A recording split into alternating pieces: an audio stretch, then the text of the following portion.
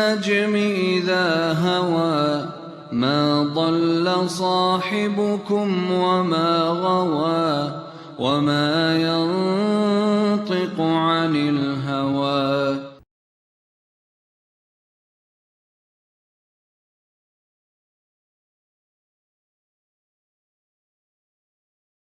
السلام علیکم ورحمۃ اللہ وبرکاتہ. جی صفحہ نمبر 185 پہ رحلہ کے اثرات جو ہیں اس کو ہم ذرا دیکھتے ہیں کہ انسان گھر سے نکلتا ہے طلب علم کے لیے، باہر جاتا ہے، کوئی لمبا سفر اختیار کرتا ہے، کوئی تھوڑا، اور کسی کو سفر میں بھوک پیاس برداشت کرنا پڑتی ہے، غربت دیکھنا پڑتی ہے، پیسے نہیں ہوتے، کافی مشکلات ہوتی ہیں. پھر اس کے بعد یہ ہے کہ جا کے جس ٹیچر کو ملنا ہے اس کو ملے، اس کے قریب گئے، اس کی عادات دیکھیں، اس کا علم دیکھا، اس کا حافظہ دیکھا. پھر یہ بھی ہے کہ وہ جو شہر ہے جہاں وہ رہتا ہے اس شہر سے بھی ایک واقفیت ہو گئی، اس کے نام کا علم ہو گیا، اور اس کے ارد گرد جو علاقے اور ہیں اس کا بھی پتہ چل گیا. تو اس طرح ایک تاریخ بنتی گئی اس رحلہ سے. فائدہ یہ ہوا کہ مسلمان علماء نے پھر ایک ڈکشنری لکھی جس کا نام رکھا انہوں نے معجم البلدان، کہ ڈکشنری آف سٹیز، ٹاؤنز. تو یہ ایسی ڈکشنری، ایسے نقشہ بنا ہے پوری دنیا کا جو مسلمانوں نے اس سارے مڈل ایسٹ کے علاقے میں اندلس تک، اور پھر اس کے علاوہ کیا نام ہے ادھر انڈیا، افغانستان اور سنٹرل ایشیا، یہ سارے علاقوں کا ایسا نقشہ بنا ہے کہ جو واقعی بڑا یونیک قسم کا ہے. یہ صرف اسی رحلہ سے یہ باتیں پتہ چلی ہیں، ٹریولنگ سے. تو اس کے اثرات جو ہیں وہ دیکھتے ہیں کیا پڑے ہیں. صحابہ کے شاگردوں نے بھی تلاش حدیث کے لیے سفر کو اپنا شعار بنایا، حتیٰ کہ اگر کسی کو معتمد راوی سے حدیث مل بھی جاتی اور یہ علم بھی ہو جاتا کہ جس سے حدیث سنی گئی ہے وہ مدینہ میں حیات ہیں، تو خود سواری خرید کر مدینہ منورہ کا رخ کرتے اور ان سے بلا واسطہ حدیث رسول سن لیتے. یعنی میں مثلا یہاں ہوں، میں نے کسی ٹیچر سے، کسی بزرگ سے ایک حدیث سنی کہ فلاں نے مجھے حدیث سنائی ہے، اور پتہ چلا کہ وہ بندہ تو لاہور میں ہے جس سے انہوں نے سنی ہے. تو میں نے سوچا میں ان سے کیوں حدیث روایت کروں، میں ڈائریکٹ اسی کے پاس جا کے کیوں نہ سن لوں، تاکہ میری سند اور کلوز ہو جائے نبی علیہ السلام کے. تو اس کے لیے میں نے سواری بھی خریدی، بیٹھا اس پہ گیا، پھر وہاں پہنچا، ان سے ملا، ان سے وہ حدیث سنی، واپس آیا. تو ایک خوشی ہوتی تھی کہ جس طرح اس کا ایک سینئر ٹیچر ہے میرا بھی وہی ہے. ٹھیک ہے نا، میں اس ٹیچر کے اسٹوڈنٹ کا اسٹوڈنٹ نہیں ہوں، ٹھیک ہے، بلکہ جس کا وہ اسٹوڈنٹ ہے اسی کا میں بھی ہوں. یہ ایک فائدہ ہوتا ہے. ٹھیک ہے. امام سعید ابن المسیب رحمہ اللہ فرمایا کرتے، ان کنت لارحل الایام واللیالی فی طلب الحدیث الواحد، کہ اس میں کوئی شک نہیں کہ میں ایک ہی حدیث کی طلب کے لیے کئی راتیں اور کئی دن سفر کرتا تھا. اور اس دور کا سفر کوئی موٹر وے کا سفر نہیں تھا، پیدل تھا یا جانور پر تھا. جانور میں کیا ہوتا ہے، زیادہ اونٹ یا گدھا، بس. گھوڑا بھی اگر ہوتا تو وہ بڑے امیر لوگوں کی وہ ایک ایلیٹ کلاس کی سواری تھی. امام شافعی فرمایا کرتے، لو ان رجلا سافر من اقصى الشام الى اقصى اليمن، اگر ایک آدمی شام کے انتہائی دور دراز علاقے سے سفر شروع کرے اور یمن جو بالکل اس کے اپوزٹ، وہ دوسری سائڈ پہ ایک ملک ہے، تو اس کے اینڈ پہ جا کے کسی ایک عالم سے ملے، لیسمع کلمۃ حکمت، تاکہ وہ اس سے جا کے ایک حکمت کی بات سنے، صرف ایک حکمت کی بات کے لیے اتنا لمبا وہ سفر کرے. ما رأیت ان سفرہ ضاع، وہ کہتے ہیں میرا یہ خیال نہیں ہے کہ اس کا سفر بیکار ہے، بلکہ بڑا مفید سفر ہے. ایک بات کے لیے بندہ وہاں جائے، اور حکمت کی بات جہاں بھی ملتی ہے مومن کے لیے تو بہت بڑی خزانے کی چیز ہے. تو انہوں نے کسی کو مسئلہ بتاتے وقت فرمایا، اعطیناکھا بغیر شیء، کان یرحل فیما دونہا الی المدینہ، ہم نے تمہیں یہ مسئلہ بغیر کسی معاوضے کی یا بغیر کسی تکلیف تمہیں پہنچائے دے دیا ہے، بتا دیا ہے، ورنہ اس ایک مسئلے سے بھی کم تر کوئی مسئلہ ہوتا تو لوگ شام سے مدینہ کا رخ اختیار کرتے تھے. تمہیں مفت میں مل گیا سب کچھ. مراد یہ کہ اس کی قدر کرنا، کیونکہ وقت آتا ہے نا علم کی ناقدری شروع ہو جاتی ہے، اور وہ ہوتی رہی ہے. اور اب تو ہمیں پتہ ہے کہ ہم ماشاء اللہ سب کچھ ہوتے ہوئے کتابیں سب چیزیں موجود ہیں. تو ابو عثمان النہدی رحمہ اللہ یہ فرمایا کرتے کہ مجھے علم ہوا کہ سیدنا ابو ہریرہ رضی اللہ تعالیٰ عنہ نے یہ حدیث کہ ان اللہ لا یکتب لعبد المؤمن بالحسنۃ الواحدۃ الف الف حسنۃ، کہ ایک مومن کی اخلاص میں کی ہوئی ایک نیکی اللہ تعالیٰ اس کے بدلے میں مومن کو 1,00,000 ثواب کا درجہ دیتا ہے، یا 1,00,000 نیکیوں کا درجہ دیتا ہے. تو یہ روایت انہوں نے کی. تو میں نے اس سال حج کی نیت سے رخت سفر باندھا اور سیدنا ابو ہریرہ سے ملنے اور حدیث سننے کی خاطر روانہ ہوا. جب میں سیدنا ابو ہریرہ رضی اللہ تعالیٰ عنہ سے ملا تو میں نے عرض کی حج کا مقصد یہی تھا کہ کسی طرح آپ سے ملاقات کر کے وہ حدیث سن لوں. پھر اس جلیل القدر صحابی رسول سیدنا ابو ہریرہ نے مجھے وہ حدیث سنائی. ایک نیکی اس کے لیے تم نکلے ہو تو اللہ تعالیٰ ہو سکتا ہے تمہیں 1,00,000 ثواب عطا فرمائے. عبداللہ ابن فیروز الدیلمی یہ فرماتے ہیں مجھے ایک حدیث بروایت عبداللہ ابن عمرو بن عاص رضی اللہ تعالیٰ عنہما پہنچی. پھر میں ان کی خدمت میں طائف گیا، وہ طائف میں اس وقت تھے، اور ان سے یہ حدیث سنی. اور ابن الدیلمی خود کہاں کے تھے؟ فلسطین کے رہنے والے تھے. سعید ابن جبیر رحمہ اللہ فرماتے ہیں اہل کوفہ اس ارشاد الہی میں کہ وَمَن يَقْتُلْ مُؤْمِنًا مُتَعَمِّدًا فَجَزَاؤُهُ جَهَنَّمُ خَالِدًا فِيهَا اختلاف کر بیٹھے. یعنی وہ کہتے ہیں کہ یہ جہنم میں واقعی جائے گا کہ نہیں جائے گا، اللہ اس کو معاف کرے گا کہ نہیں کرے گا. تو کہتے ہیں کہ میں خود سوار ہو کر سیدنا ابن عباس رضی اللہ تعالیٰ عنہما کے پاس مدینہ طائف آیا، صرف اس اختلاف کو سمجھنے کے لیے کہ وہ کیا مفہوم بیان کرتے ہیں، اور ان سے اس بارے میں پوچھا. اتنی بے چینی ہوتی تھی پہلے کہ معمولی سا اختلاف ہے تو اس کا حل ہمارے نزدیک کیا ہے. تو اس کے لیے لوگ کیا کرتے تھے، ٹریولنگ کرتے تھے اور بڑے عالم کے پاس پہنچ کے وہ اس اختلاف کو سنتے تھے اور تسلی ہوتی تھی ان کی. تو آج الحمدللہ ہمارے پاس فون ہے، فوراً ملایا، ہاں جی بتائیے یہ مسئلہ کیسا ہے، وہ لوگ بتا دیتے ہیں.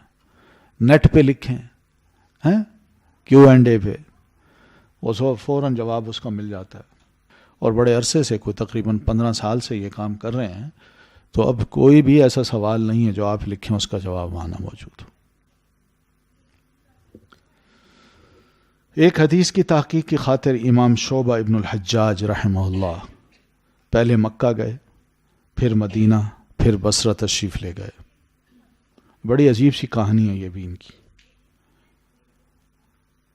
کہ کسی اسٹوڈنٹ نے ان کے سامنے بیٹھ کے وہ حدیث سنائی، اور اسٹوڈنٹ بھی ماشاءاللہ بڑے اچھے بڑے بزرگ تھے.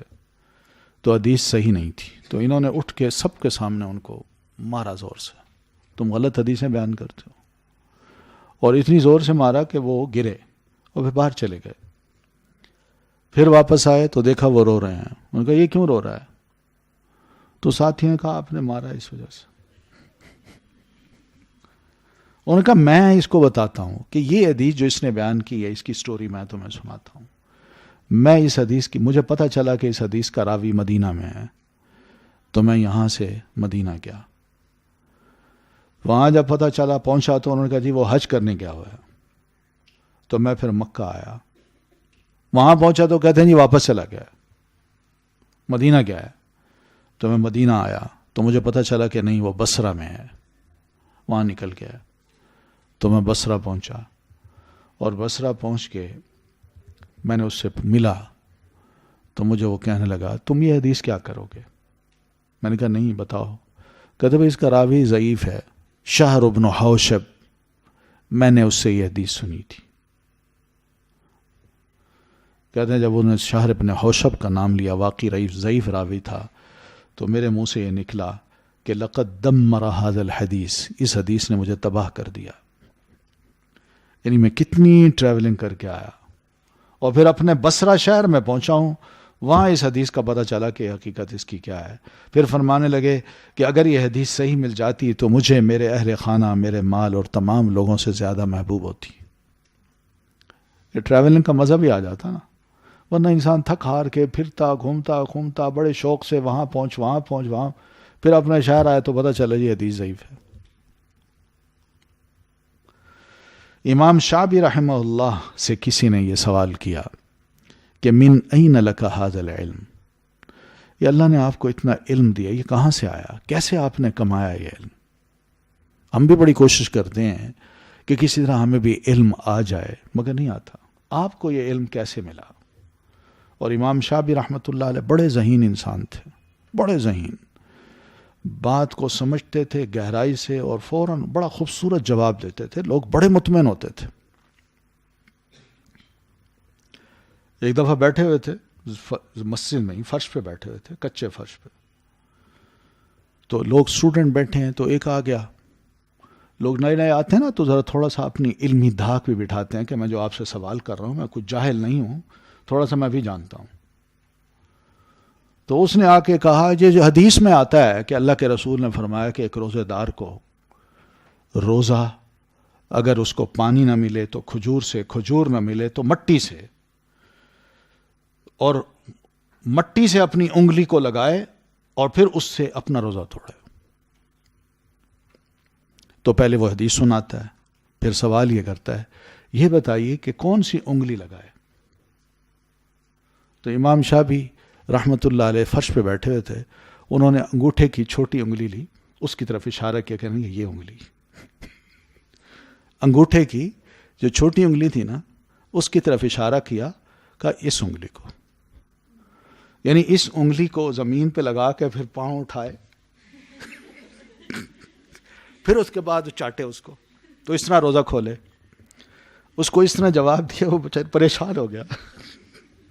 اور جتنے اسٹوڈنٹ تھے بڑے حیران ہو گئے کہ یہ ہے جواب اس کا، کہ ادھر علمی دھاک بٹھا رہا ہے، وہ ضعیف حدیث ہے، موضوع حدیث ہے، پتہ نہیں اس کو حدیث کا، اور سوال اس طرح کر رہا ہے، اور پھر اس کو جواب بھی ایسا ہی دیا جائے.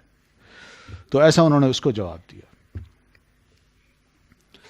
تو ان سے یہی سوال کیا گیا کہ من این لک ھذا العلم، آپ کے پاس یہ علم اتنا کہاں سے آیا؟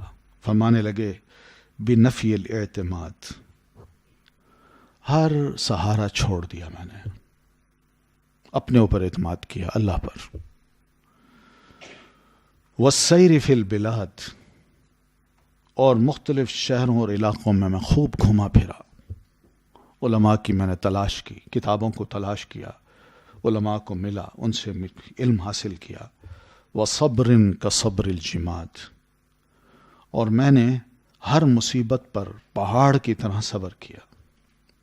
میں جم گیا، میں نے کہا بھوکا ہوں، پیاسا ہوں، استاد سخت طبیعت کا ہے، پیسہ نہیں ہے، کچھ بھی نہیں ہے، ٹریولنگ کرنی ہے، سواری جانا ہے، صبر کرنا ہے، اور پہاڑ کی طرح میں جمع رہا. اور پھر آخر میں فرماتے ہیں وَبُكُورٍ كَبُكُورِ الْغُرَابِ، اور میں اس علم کے حصول کے لیے کوے کی طرح اندھیرے منہ اپنے گھر سے نکلا. کوہ بھی اندھیرے میں نکلتا ہے نا، کہتے ہیں اس کی یہ بے وقوفی ہوتی ہے کہ اندھیرے میں نکلتا ہے اور نظر نہیں آتا اس کو کچھ بھی، لیکن کائیں کائیں کرتا ہے، پھر جا کے اس کو جب روشنی تھوڑی سی نظر آتی ہے تو پھر وہ اس کو کھانا ملتا ہے، لیکن نکلتا بہت پہلے ہے.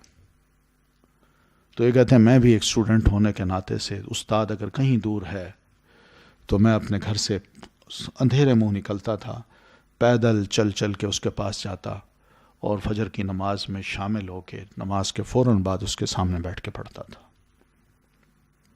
بس میں لیٹ نہیں ہوا کبھی بھی. تو یہ 4 چیزیں میں نے اختیار کیں، اللہ تعالیٰ نے اس کے بدلے میں مجھے یہ علم دیا. ٹھیک ہے، کتنا اچھا ہے یہ علم حاصل کرنے کا طریقہ. ہم تو بیڈ میں گھس کے کتابیں پڑھتے ہیں اور ایک آدھا صفحہ پڑھتے ہیں نیند آ جاتی ہے. اور کہتے ہی ہیں کہ نیند لانے کے لیے میں کتاب پڑھ رہا ہوں. رحالہ علماء یعنی بہت زیادہ رحلہ کرنے والے سفر کرنے والے جو علماء تھے، جنہوں نے بہت زیادہ رحلت کی اور مختلف علاقوں میں علماء کو جا کے ملے، ان سے علم حاصل کیا، ان کو کہا گیا رحالہ، ایک ٹرم ہے. ان میں امام شافعی رحمہ اللہ اور امام احمد رحمہ اللہ، ان کے نام بھی لیے جا سکتے ہیں. انہوں نے بڑی ٹریولنگ کی ہے. امام شافعی کی تو والدہ بیچاری اپنے اسی بچے کو لے لے کے ایک ایک شہر گھومتی تھی. بیوہ تھی لیکن وہی بچہ تھا. انہوں نے کہا اسی کو میں نے کوئی بڑا بنانا ہے. یمن لے گئیں، یمن کے مختلف قبائل جو ہے نا، حضرموت کا علاقہ ہے وہاں لے گئیں. ہزارمہ جو ہیں حضرموت کے لوگ جو ہزارمہ کہلاتے ہیں عرب، تو ان کی بڑی خالص زبان ہوتی تھی، بہت خالص. یہ ان میں رہے اور ان میں رہ کے عربوں کے انہی کے 10,000 شعر بچپن میں یاد کیے، اور وہیں رہ کے انہوں نے موطا امام مالک کو بھی یاد کر لیا. اور پھر والدہ کو علم ہوا کہ اب مدینہ میں ایک بڑے عالم ہیں امام مالک، میں ان کے پاس لے جاؤں ان کو. تو جب نکلنے لگیں تو وہاں شہر کے ایک بہت بڑے عالم تھے. انہیں عرض کی کہ آپ ان کے اسٹوڈنٹ ہیں امام مالک کے، ایک چھوٹا سا رقعہ لکھ دیجئے، میرے بچے کو کسی طرح قبول کر لیں، داخلہ دے دیں اپنے یہاں. تو وہ انہوں نے لکھ کے دے دیا. وہ بچے کی تعریف بھی کی کہ لڑکا بہت اچھا ہے، ذہین ہے، بہت کچھ یاد ہے اس کو. تو یہ گئیں مدینہ. جب گئیں تو امام مالک کے گھر چلی گئیں. انہیں رقعہ دیا. تو امام مالک نے رقعہ پڑھا تو فرمانے لگے علم کے لیے سفارشیں کی جاتی ہیں، علم حاصل کرنے کے لیے، یعنی اس طرح کی درخواستیں لوگوں سے کروائی جاتی ہیں. مراد یہ کہ جس نے علم پڑھنا ہے آ جائے میرے پاس. تو میری تو کوئی نہ نہیں ہے. تو خیر، تو انہوں نے کہا دیکھا جب بچے کو، یہ تو چھوٹا ہے، تو فرمانے لگے بیٹا تم نے قرآن یاد کیا ہے؟ تو امام شافعی فرمانے لگے جی ہاں مجھے یاد ہے. سناؤ. ان کا کھڑے کھڑے امتحان لے لیا، سب سنا دیا، کوئی غلطی نہیں کی. ان کا کچھ اور یاد ہے؟ ان کا ہاں مجھے 10,000 اشعار یاد ہیں عربی کے، اور حضرمیوں کے یاد ہیں. بڑے حیران ہوئے. اچھا کچھ سناؤ. تو انہیں کچھ سنائے. ان کا بہت ماشاء اللہ. اور کیا یاد ہے؟ ان کا جی آپ کی کتاب موطا امام مالک ہی مجھے یاد ہے. اچھا وہ بھی یاد کی ہے. اچھا سناؤ یہ حدیث. ایک اس کا کلو دیا اس کو، پڑھو آگے. سنا دی. اور دی، وہ بھی سنا دی.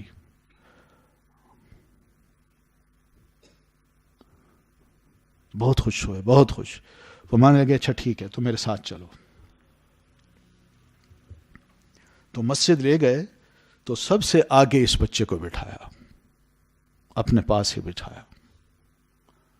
تو امام شافعی رحمۃ اللہ علیہ نے 1 سال رہ کے امام مالک رحمۃ اللہ علیہ کا علم سیکھا. ان سے کتاب بھی سنی، ان سے علم بھی سیکھا. اور ہر کوئی جب کتاب ختم ہوتی تو ایک دوسرے کو خدا حافظ کہہ کے رخصت ہو رہا تھا. تو کسی نے کہا آپ نہیں جا رہے؟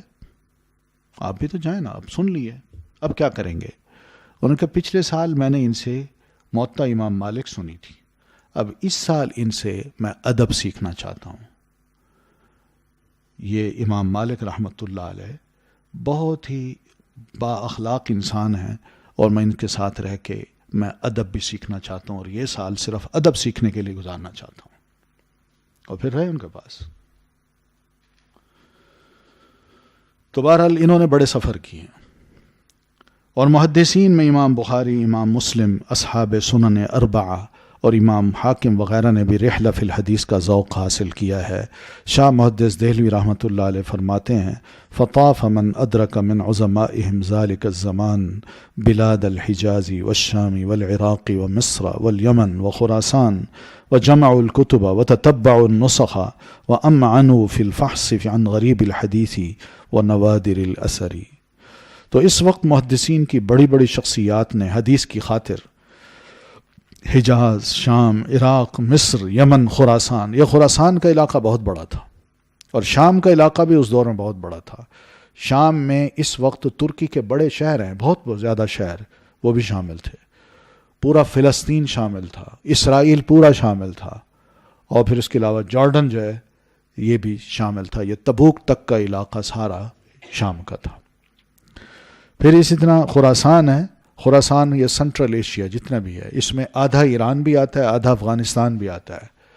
اور پھر اسی طرح سنٹرل ایشیا کے جتنے بڑے بڑے ملک ہیں، تاجکستان ہے، ترکمانستان ہے، چچنیا ہے، اور اسی طرح کیا کہتے ہیں قازقستان ہے، یہ سب علاقے ہیں. اور جس میں یہ سارا خراسان بغداد تک تھا، یہ عراق بھی پورا اس میں شامل تھا. تو کتب حدیث انہوں نے جمع کی، ان کے مختلف نسخے کریدے، اور غریب الحدیث اور نادر و یکتا آثار پر غور کرنا شروع کر دیا. غریب الحدیث یعنی ایسے الفاظ جو غیر معمولی تھے، جو نبی علیہ الصلاۃ والتسلیم نے اپنی گفتگو میں ارشاد فرمائے. یعنی لوگ ان سے مانوس نہیں تھے. یونیک قسم کے ورڈز جو ہوتے ہیں نا، وہ کبھی کبھی نبی علیہ السلام کی حدیث میں آ جاتے تھے.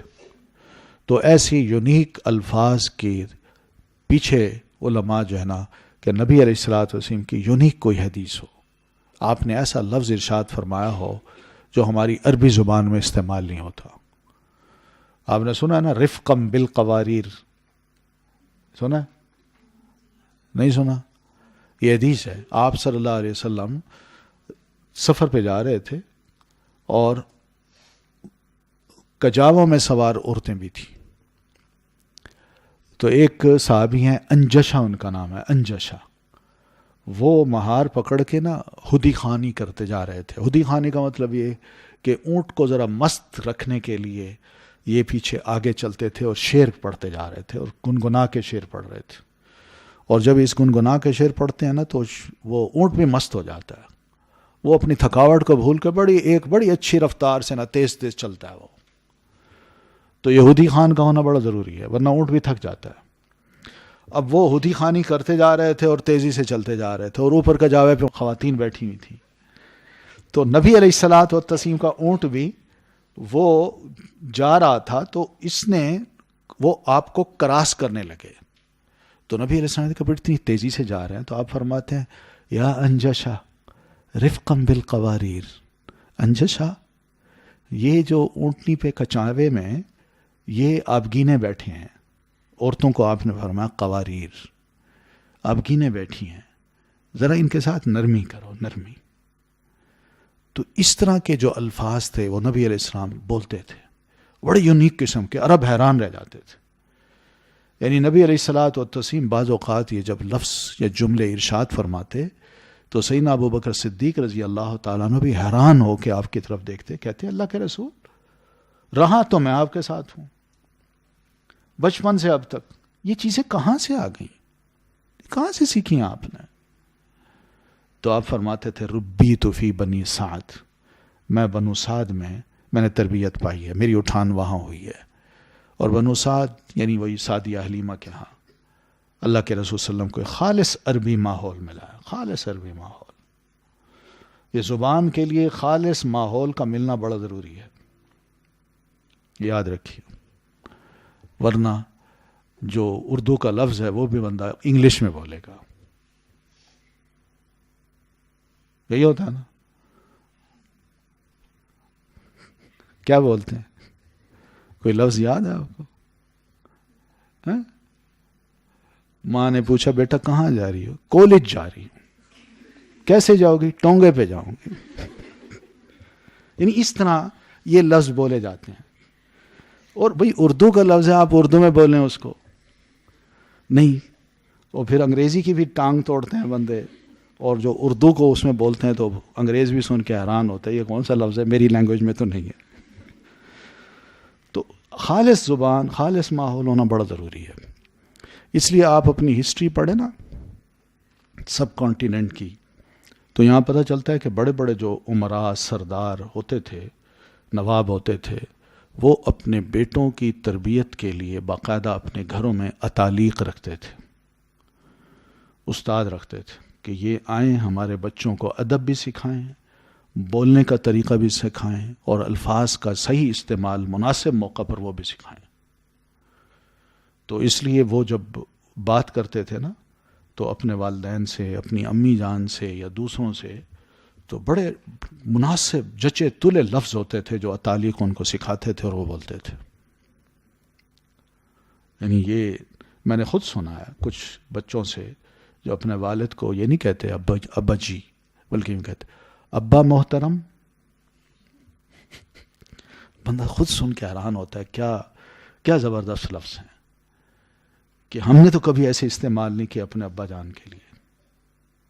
لیکن وہ والد کو یوں سامنے بڑے ادب سے ہاتھ یوں نیچے کر کے ابا محترم. تو یہ انداز ہوتے ہیں جو سیکھے جاتے ہیں بچپن سے ہی. تو تبھی جا کے ایک انسان کی براٹ اپ تربیت اچھی ہوتی ہے. تو یہاں بھی یہی کچھ ہوا کہ یہ علماء جو تھے یہ جاتے تھے، ان علماء سے ملتے تھے، ان کے آداب سیکھتے تھے، ان سے علم بھی سیکھتے تھے. اور اگر کسی کی غلطیاں بھی ہوتی تو اس سے بھی آگاہ ہو جاتے، کہتے تھے نہیں یہ غلطی ہم نے بطور ایک ٹیچر کے نہیں کرنی. یہ بھی فائدہ ہوتا تھا ان کو. اگر حصول علم بغیر رحلہ کے ممکن نہیں تو رحلہ جو علم کے حصول کا سبب ہے، رحلہ کرنا واجب ہے.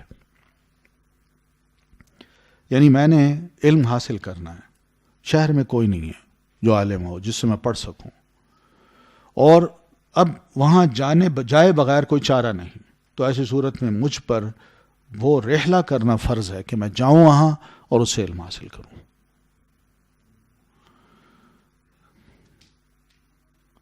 آج کل بھی یہی کچھ ہو رہا ہے. ہمارے لوگ جو بات جاتے ہیں یونیورسٹیوں میں پڑھتے ہیں، دوسرے شہروں میں پڑھتے ہیں، ایڈمیشن لیتے ہیں، ہاسٹل میں رہتے ہیں، یہ سب وہی چیزیں تو ہیں. تو قرآن مجید میں اللہ تعالیٰ فرماتے ہیں فَلَوْلَا نَفَرَ مِن كُلِّ فِرْقَةٍ طَائِفَةٌ لِيَتَفَقَّهُوا فِي الدِّينِ. کیوں نہ ان میں سے ایک گروہ سفر پر نہ نکلا تاکہ وہ دین میں سمجھ پیدا کرتا اور اپنی قوم کو واپس پلٹ کر آگاہ کرتا. ایک گروہ ضرور نکلنا چاہیے، سارے نہیں، کچھ نہ کچھ لوگ ضرور نکلیں. ہر نسل کے کچھ نہ کچھ لوگ، ہر علاقے کے کچھ نہ کچھ لوگ ضرور دین کے فہم کے لیے، سمجھ کے لیے ضرور نکلیں. یہ فرض کفایہ ہے، یاد رکھیے. جس طرح ایک شہر میں یا ایک قصبے میں یا ایک ٹاؤن میں مسجد کا ہونا، ہسپتال کا ہونا، سکول کا ہونا فرض کفایہ ہے، کیونکہ لوگ بیمار ہوں تو اپنے علاج کے لیے کہاں جائیں، وہاں ڈاکٹر کا ہونا ضروری ہے.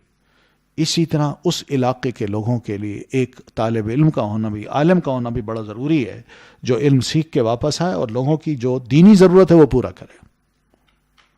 یہ بڑا ضروری ہے. تو اس لیے یہ جو کام ہے اس کو ہم جو نہ سمجھیں کہ یہ صرف مدرسے کے طالب علموں کا کام ہے، بلکہ ہر ایک کا کام ہے. آپ جس علاقے سے، جس محلے سے آئی ہیں یا جس شہر سے آئی ہیں، اس شہر کی آبادی کے اعتبار سے دیکھا جائے تو یہ تو کچھ بھی نہیں. یہ نکلنا تو کچھ بھی نہیں ہے. یہ تعداد بہت تھوڑی ہے. کتنی تعداد ہے لوگوں کی، آپ اسکولوں اور کالجوں میں دیکھیں، وہیں قریب کے بڑے بڑے ہیں، لیکن کتنے طالب علم ہیں جو اس کام کے لیے باہر نکلتے ہیں اور جا کے علم حاصل کر کے واپس آئیں. پھر یہ کہ ان کو اہمیت اللہ تعالیٰ نے زیادہ دی ہے، ٹھیک ہے نا، لیتفقہوا فی الدین کو زیادہ اہمیت دی ہے، جس کا دوسرا مطلب ہے کہ سوسائٹی جو مسلمان ہے وہ ان کو زیادہ اہمیت دیں، ان کی ڈگری کو، ان کے سرٹیفکیٹ کو یا ان کے ڈپلوماز کو زیادہ اہمیت دیں. مگر یہاں معاملہ الٹ ہو گیا. تو جس کو اہمیت زیادہ ملی ہے اس کی ویلیو بڑھ گئی ہے، جس کو کوئی اہمیت نہیں دی گئی اس کی کوئی ویلیو نہیں ہے. لیکن کوئی نہیں، ہم نے دنیا والوں سے تھوڑی اجر لینا ہے. یہ یاد رکھیے، اللہ سے ہی لینا ہے نا. تو اللہ تعالیٰ کے ہاں انشاءاللہ جو اجر ہے وہ بہت بڑا ہے. کوئی بات نہیں، وقتی طور پر یہ محسوس ہوتا ہے کہ ہم دین تو پڑھ رہے ہیں، لوگ اچھا نہیں سمجھ رہے، لوگ ہمیں کہتے ہیں تم وقت ضائع کر رہے ہو، لوگ ہمیں کہتے ہیں تم مولوی بن رہے ہو، ملانی بن رہی ہو، یہی کہتے ہیں نا. اس طرح کے تانے سننے پر کوئی بات نہیں. یہ دین کی خاطر یہ سب کچھ سننا، برداشت کرنا، یہ صبر جمیل ہے، اور اس کا اجر اللہ کے ہاں بہت بڑا ہے۔ تو بہرحال اس رحلہ کے فوائد جو مسلمانوں کو ہوئے وہ یہی تھے کہ نمبر 1، مشائخ عظام سے، عظام لفظ ہوتا ہے، عظام نہیں ہوتا، کرام جیسے ہوتا ہے نا، کبار جیسے ہوتا ہے، اسی طرح عظام ہوتا ہے لفظ۔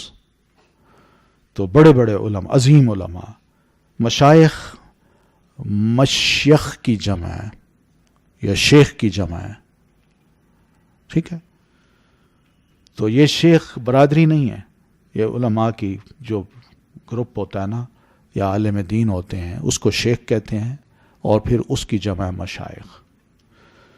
تو مشائخ عظام سے، بڑے بڑے علماء سے براہ راست ملاقات کا موقع ملتا ہے، ان کی علمی مجالس میں شرکت ہوتی ہے، اور ان سے براہ راست استفادے کا موقع بھی ملتا ہے۔ پھر ان سے مروی احادیث کو لکھ کر طالب علم جمع کرتا ہے، اور مشائخ کی مکتوب احادیث سے ان کا مقابلہ کر کے مزید تصدیق کرا لیتا ہے، اور روایت کی اجازت لے لیتا ہے، ٹھیک ہے؟ مکتوب مراد یہ ہے کہ میں نے آپ کو یہ کتاب ڈکٹیٹ کرائی، حدیث سنا دی، آپ نے لکھ لی، اب آخر میں آپ کیا کرتے ہیں کہ میری کتاب لے کے آپ بیٹھ جاتے ہیں، اور میری شروع سے لے کر اینڈ تک اپنی کتاب کو مقابلہ کرتے جاتے ہیں کہ کہیں غلطی تو میں نے نہیں کی، تو جہاں غلطی کی ہے اس کی میں اصلاح اس کتاب سے کر لوں، اور اس طرح جب اصلاح ہو جاتی ہے تو پھر یہ کتاب شیخ کو دی جاتی ہے کہ جناب میں نے کتاب آپ سے سنی ہے، میں نے اصلاح بھی کر لی ہے۔ تو اب شیخ کیا کرتے ہیں، اس کے اینڈ میں یہ لکھ دیتے ہیں کہ اس نے مجھ سے یہ کتاب سنی، میں اس کو روایت کی اجازت دیتا ہوں، تو وہ آگے جا کے پھر اسٹوڈنٹ کو پڑھاتے ہیں۔ یہ طریقہ ہوتا تھا۔ تو مختلف مشائخ سے احادیث سننے کے بعد ایک ہی حدیث کی مختلف اسانید بھی ان کے پاس اکٹھی ہو گئیں۔ ایک حدیث تھی، وہ اس شیخ نے بیان کی، وہ بھی سند اکٹھی ہو گئی، پھر کسی اور شہر میں گیا، اس شیخ نے بھی وہی حدیث بیان کی، اس کے نام سے جو آگے سند چلی وہ بھی سند مل گئی۔ تو اس طرح مختلف علاقوں کے جو مشائخ تھے ان کی سندیں اس طرح کتابوں میں آ گئیں اور اکٹھی ہو گئیں، ٹھیک ہے؟ یہ بھی ایک بڑا عجیب سا پروسیس ہے، اگر اس پہ غور کریں تو واقعی پتہ چلتا ہے کہ یہ اللہ کی طرف سے کوئی انتظامات تھے، ورنہ مسلمانوں نے کبھی یہ سوچا نہیں تھا کہ اس طرح کا نتیجہ بھی نکل سکتا ہے، اور اتنے فوائد بھی آئندہ نسل کو پہنچ سکتے ہیں۔ تو جن سے عالی اور صحیح سند کو اختیار کر کے اسے ہی روایت کرتے اور اسے قابل فخر سرمایہ سمجھتے۔ جو اس سند اسانید بہت مل جاتی نا، تو اس میں وہ سند جو عالی ہوتی تھی، عالی سند یعنی وہ سند کہ میرے اور اللہ کے رسول کے درمیان کم سے کم لوگ ہوں، صحیح ڈائریکٹ وہ چین جاری ہو، مگر کم سے کم لوگ ہوں۔ کم سے کم کس طرح ہو سکتے ہیں؟ کم سے کم یوں ہو سکتا ہے کہ مثلا میں 5 سال 8 سال کا تھا یا 10 سال کا تھا، میں نے ایک ایسے شیخ سے حدیث سنی جس کی عمر 120 سال تھی، ٹھیک ہے؟ پھر اللہ تعالیٰ نے مجھے موقع دیا، میں بھی 120 سال زندہ رہا۔ تو اب تیسرا نسل کا بندہ جو 118 سال میں میرے پاس آ کے حدیث سنتا ہے، اب وہ دیکھے کہ میرے اور 2 بندوں کے درمیان کتنے 100 سال کا فرق پڑ گیا ہے، کتنا کلوز ہو جاتا ہے، وہ ہوتا ہے نا۔ تو یہ سند عالی بن جاتی ہے، اس کو کہتے ہیں سند عالی، یعنی جتنا بھی ٹائم پیریڈ کم سے کم ہوگا اور افراد کم سے کم ہوں گے نبی علیہ الصلاۃ والتسلیم تک، تو وہ سند عالی کہلائے گی۔ آج تو ماشاءاللہ بیٹی، ماں، نانی، پڑنانی، یہ سب اکٹھے ہوتے ہیں، ایک ہی گھر میں بیٹھے ہوتے ہیں، لیکن پہلے یہ بھی ایک سند ہے نا کہ میں اس کی بیٹی ہوں، یہ میری امی ہے، یہ میری امی کی امی ہے، یہ میری امی کی ماں نانی ہے۔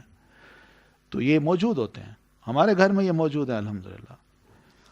لیکن میں نے کہنا یہ چاہ رہا ہوں کہ اس دور میں یہ چیز جو تھی بڑی خال خال ہوتی تھی، کہ کہیں نظر آ جائے ایک شیخ ہے جس کی عمر 120 سال ہے، وہ حدیث روایت کر رہے ہیں، ہوش میں ہیں، تو بندہ خوشی سے ٹریول کر کے ان کے پاس پہنچتا تھا۔ امام یحییٰ بن معین رحمۃ اللہ علیہ اس چیز کو یوں ظاہر کرتے ہیں، جب ان کا آخری وقت آیا تو کسی اسٹوڈنٹ نے پوچھا کہ اس وقت آپ کیا دل میں خواہش کر رہے ہیں؟ تو فرماتے ہیں کہ اسناد عالن و بیت خالن، کہ خواہش یہ ہو رہی ہے کہ کہیں مجھے پتہ چلے کہ سند عالی فلاں کے پاس ہے تو میں بھی اٹھ کے اس کے پاس جاؤں اور اس سے سند عالی لے لوں.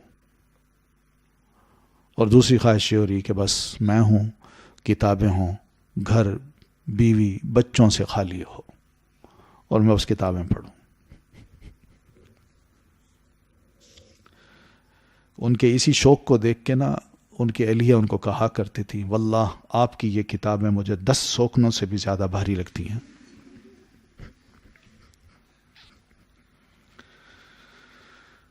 تو تیسرا ہے کبھی طالب علم ایک شہر کے چند علماء سے بعض زیادات ایسی سن لیتا جو اس نے اپنے شہر کے علماء سے نہیں سنی ہوتی.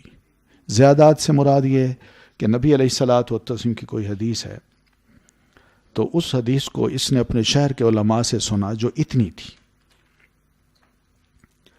پھر یہ ٹریول کر کے دوسرے شہر میں گیا تو اس کو پتہ چلا کہ اس کا کچھ حصہ اور بھی باقی تھا جو میرے شہر کے علماء نے تو نہیں بتایا، ان علماء کے پاس وہ موجود تھی. تو پوری حدیث اس کو مل گئی. تو یہ چیز جو شہر کے عالم سے سنی تھی وہ کم تھی اور دوسروں سے جا کے سنی تو وہ مکمل بھی گئی. تو جو مکمل صورت بنی ہے اس کو زیادات کہتے ہیں. تو ایسا بھی ہوتا ہے. آپ ان زیادات کو اگر پڑھنا چاہیں تو ایک کتاب ہے بڑی اچھی، ابن حمزہ الکنانی ایک عالم ہے، انہوں نے ایک کتاب لکھی اسباب ورود الحدیث. جس طرح اسباب نزول الآیہ ہوتا ہے نا کہ یہ آیت کن حالات میں کیوں اور کس واقعے کی بنیاد پہ اتری، اسی طرح نبی علیہ الصلوۃ والسلام کی احادیث جو ہیں وہ ان کے اسباب بھی بتائے گئے کہ یہ آپ نے کن حالات میں کیسے، کس سوال پر، کس کے سوال پر اس کے جواب میں آپ نے یہ فرمایا. تو پوری ہسٹری، تاریخ سمجھ آ جاتی ہے، بیک گراؤنڈ اس حدیث کا. تو بڑی اچھی کتاب ہے یہ اسباب ورود الحدیث. یہ بھی آپ کو وہاں اسی میں مل جائے گی، اسی ویب سائٹ پہ.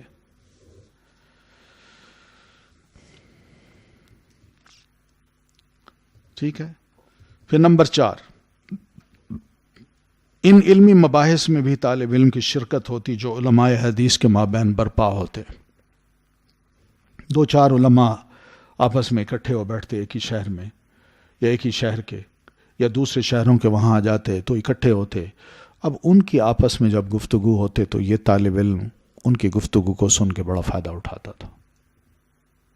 یہ بھی فائدہ ہوتا تھا. جن میں احادیث کے مختلف طرق پیش کیے جاتے، یعنی مختلف سندیں پیش کی جاتی، روات حدیث کی معلومات ملتی. علماء جب آپس میں ڈسکس کرتے تھے وہ کہتے تھے یہ راوی فلاں ہے، فلاں کا بیٹا ہے، اس کی یہ کنیت ہے، فلاں شہر کا ہے، فلاں فلاں سے اس نے سنا اور فلاں سے نہیں سنا ہوا. یہ ساری معلومات ملتی. اس طرح ان کی علمی پختگی میں خوب اضافہ ہوتا اور قوی و ضعیف احادیث کا مزید علم بھی ہوتا. یہ پتہ چل جاتا ضعیف حدیث کون سی ہے، صحیح کون سی ہے. پھر 5واں فائدہ، سند عالی و نازل کا فرق بھی اسی رحلہ کا مرہون منت ہے جو بلا شبہ ایک اہم علم ہے. رحلہ سے یہ سند عالی نصیب ہوتی تھی. جیسے میں نے شروع مثال دی کہ کئی تابعی ہیں، امام مہران نام ہے ان کا، یہ کوفہ کے رہنے والے تھے. کہتے کوفہ میں ہم نے بعض علماء سے ایسی احادیث سنی جنہوں نے مدینہ میں بیٹھے علماء سے یہ احادیث سنی تھی. تو ہم نے سواری لی، خود مدینہ آئے، علماء سے وہ حدیث سنی اور واپس آ گئے. غریب یا فرد حدیث کی پہچان بھی دوسری احادیث کے ذریعے اس رحلہ سے ہو جاتی. جب سفر کرتے تو احادیث ان کے پاس ہوتی ہیں، علماء سے احادیث سنتے تو پتہ یہ چل جاتا کہ بھئی یہ حدیث غریب ہے. غریب کا کیا مطلب ہے؟ جس کا ایک راوی ہو. ٹھیک ہے نا، وہ یونیک اکیلا ہوتا ہے. یا فرد، اس کو فرد حدیث بھی کہتے ہیں. اور یوں غرائب اور مناکیر کا علم ہو جاتا کہ غریب کون سی حدیث ہے اور منکر کون سی حدیث ہے. منکر کا تو پتہ ہے نا آپ کو، کس حدیث کو کہتے ہیں؟ کہ ایسا راوی جو ثقہ راوی، ایسا ضعیف راوی جو ثقہ راوی کی مخالفت کرے اس کو منکر کہتے ہیں. اور ثقہ راوی کی جو روایت ہوتی ہے اس کو کیا کہتے ہیں؟ معروف اور منکر. جی ایسا ضعیف راوی جو حدیث بیان کرے مگر اپنے سے اتھینٹک جو ثقہ راوی ہے اس کی وہ مخالفت کرے حدیث میں، تو اتھینٹک کی جو روایت ہوگی وہ معروف کہلائے گی، وہ راوی بھی معروف کہلائے گا، اور جو ادھر ہے یہ منکر بھی ہوگا اور اس کی حدیث بھی منکر کہلائے گی. پھر نمبر 7، طلبہ حدیث اور ان کے شاگردوں کے مابین تعلقات استوار و مستحکم ہوتے ہیں. یہ تعلقات استوار ہوتے ہیں آپ کے آپس میں. آپ یہ بتائیں، آپ کلاس کی سب لڑکیوں کو جانتی ہیں، سب کے نام آتے ہیں، تو اس کا مطلب آپ کے تعلقات استوار نہیں ہیں. آپ جیسے آئے ہیں ویسے چلی جائیں گی. وہی بیٹھیں ایک دوسرے کے ساتھ، جانیں ایک دوسرے کو، پہچانیں. اس کے بڑے فائدے ہوتے ہیں. کل کو اللہ جہاں کہیں بھی لے جائے کم از کم رابطے میں تو رہیں گے نا آپ، ایک ہی بیچ کے. ٹھیک ہے نا؟ یہ ضروری ہے، بڑی ضروری چیزیں ہوتی ہیں یہ. اور اس کا طریقہ کچھ یہ بھی ہوتا ہے، کبھی آپ مل بیٹھ کے کچھ پکا لیں، آپس میں بیٹھ کے کھا لیں، چائے بیٹھ کے پی لیں. یہ ضروری چیزیں ہیں. آپ کی ہوتی ہے ویسے کبھی دعوت آپ نے ایک دوسرے کی ہے؟ ہاں؟ لیکن پہچانتی نہیں آپ.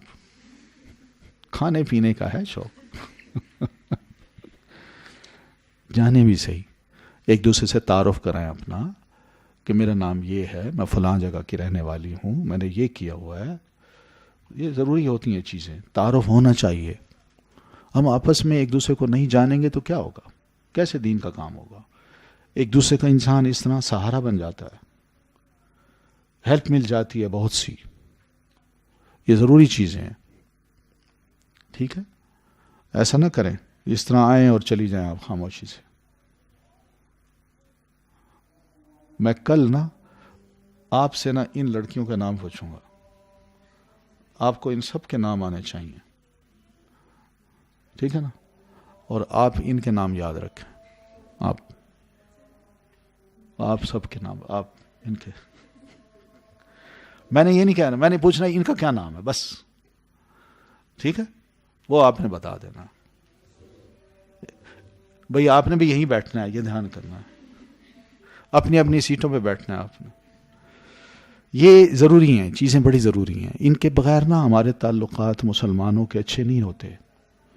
ہم اجنبی ہیں ایک دوسرے کے لیے.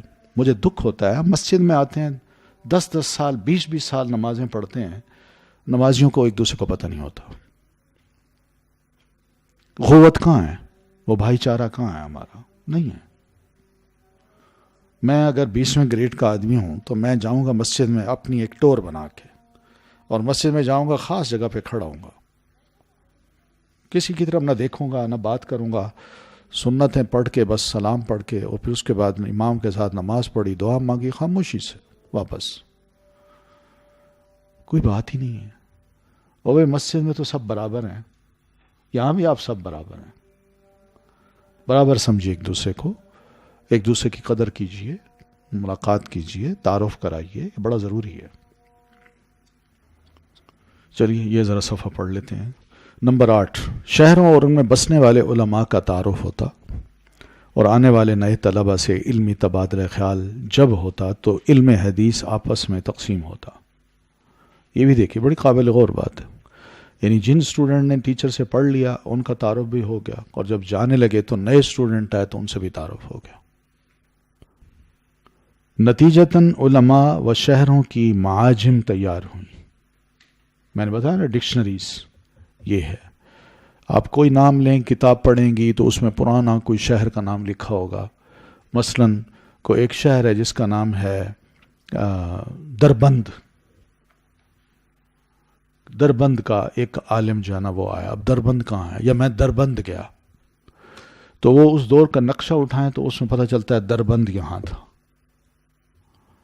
تو یہ چیزیں نقشوں میں آ گئیں، اور علماء نے شہروں کی بھی ڈکشنری تیار کر دی اور شہر کے حالات بھی لکھ دیے. کہ ہم گئے اس شہر میں، ہم نے دیکھا اس شہر کو، اس میں ایک مسجد تھی، جامع مسجد، وہاں فلاں شیخ تھے، اور وہاں پر یہ اتنی تعداد تھی لوگوں کی، اچھی عمارتیں تھیں، خوبصورت سڑکیں تھیں، یا نیا نیا بنا تھا، سب حالات لکھے ہوتے ہیں اس دور کے. یہ کتاب ہے ان کی معجم المؤلفین، نام سنا ہے؟ معجم المؤلفین و معجم البلدان، یہ دو کتابیں ہیں، اور ان کے جو آتھر ہیں ان کا اردو ترجمہ بھی ہو گیا ان دونوں کتابوں کا. ایم اے کے جو اسٹوڈنٹ ہیں نا اسلامک اسٹڈیز کے اور عربی کے، وہ اس کو بڑا استعمال کرتے ہیں ان کتابوں کو. یاقوت الحموی ان کا نام ہے، یاقوت الحموی، حما کے تھے یہ. تو ان کی کتاب تھی معجم البلدان. ٹھیک ہے، تو یہ کتاب دیکھیں، وہی نیٹ کام دے گا انشاءاللہ، اللہ اس میں برکت ڈالے مزید. پھر اس عمل نے عام و خاص پر حیرت انگیز اثرات مرتب کیے اور عجیب انکشافات ہوئے جو حدیث دانی کے لیے اعلیٰ دماغی صلاحیتوں کے شاہد بھی ہیں. مثلاً صحیح بخاری کی حدیث جو صبح وضو کرنے سے پہلے ہاتھ دھونے کی ہے، کہ پہلے ہاتھ دھوئے پھر برتن میں ہاتھ ڈالے، ٹھیک ہے نا، اسے سیدنا ابو ہریرہ رضی اللہ تعالیٰ عنہ سے 13 تابعین نے سنا، جن میں 8 مدینہ کے رہنے والے تھے. جو سندیں ملتی ہیں نا اس کی روح سے، 8 مدینہ کے رہنے والے تھے، 1 کوفہ کا، 2 بصرہ کے، 1 یمن کا، اور 1 شام کا رہنے والا تھا. ان تابعین سے روایت کرنے والے پھر 16 اتباع تابعین ہیں، نیکسٹ نسل، اگلی نسل، جن میں 6 مدینہ کے رہنے والے ہیں، 4 بصرہ کے، 2 کوفہ کے، 1 مکہ کا، 1 یمن کا، 1 خراسان کا، اور 1 شام کا. اب لوگ کہتے ہیں یہ بیٹھ کے سندیں بنا لی ہیں، ان فلاں ان فلاں، حدثنی فلاں حدثنی فلان. تو سوال یہ ہے کہ کیا یہ ان کی گھڑت تھی، یعنی انہوں نے گھڑی تھی، یا سند میں اس طرح ان کا مل جانا حسن اتفاق ہے؟ یعنی نام غلط بھی ہو سکتے ہیں، کوئی غلط نام تو ملے نا، اور نام بھی ملتا ہے، اس کے حالات زندگی مل جاتے ہیں، اور پتہ بھی چلتا ہے کہ اس نے فلاں کو، اس کی فلاں سے ملاقات ہوئی ہے. اگر شاگرد پر ہم شک کرتے ہیں تو استاد کے حالات میں یہ لکھا ہوا ہے کہ اس کا فلاں شاگرد ہے. تو یوں تیسری نسل میں راویوں کی تعداد سینکڑوں تک پہنچ جاتی ہے، جو نتیجتاً سینکڑوں اسانید کو جنم دیتے ہیں. اسی طرح 70 سے زائد صحابہ نے آپ صلی اللہ علیہ وسلم سے ایک حدیث سنی. بعد از وفات نبوی یہ صحابہ مدینہ سے نکل کر شام، عراق، یمن، مصر، حجاز، افریقہ، خراسان وغیرہ ہر طرف پھیل گئے، جنہوں نے یہی حدیث اپنے شاگردوں کو سنائی، اور عام مجالس میں بھی جن کی تعداد ہزاروں سے متجاوز تھی. سینکڑوں نے پھر یہی حدیث اپنی مجالس علمیہ میں سنائی، جن میں ہزاروں طلبہ ہیں. یوں ہر علاقے، ہر شہر اور ہر نسل میں اس حدیث کا چرچا ہوتا، جو بالآخر کتابوں میں منضبط ہو گیا، یعنی لکھ لیا گیا، اور سند کی تعمیر کرتا گیا. پھر یہ کام مشکل تھا کہ انہی اسانید میں صرف وہ سند تلاش کی جائے جس کے تمام راوی ثقہ، ضابط اور قابل اعتماد ہوں. سینکڑوں کی تعداد میں یہ اسانید ظاہر ہوئیں، جن کے ڈانڈے مکہ، مدینہ، شام و یمن، حجاز و عراق اور مصر و خراسان تک جامع رہے. حدیثی تعلیم کا منہج اور اس کے اصول تحقیق سمجھ لینے کے بعد اب ہم دیکھیں گے کہ محدثین نے ان تحقیقی اصولوں کو مد نظر رکھ کر حدیث کی کتابت کو کب اور کس طرح شروع کیا. انشاءاللہ ہم پھر کل پڑھیں گے. ٹھیک ہے، چلیں، جزاکم اللہ خیرا. السلام علیکم ورحمۃ اللہ وبرکاتہ. ما ضل صاحبكم وما غوى وما ينطق عن الهوى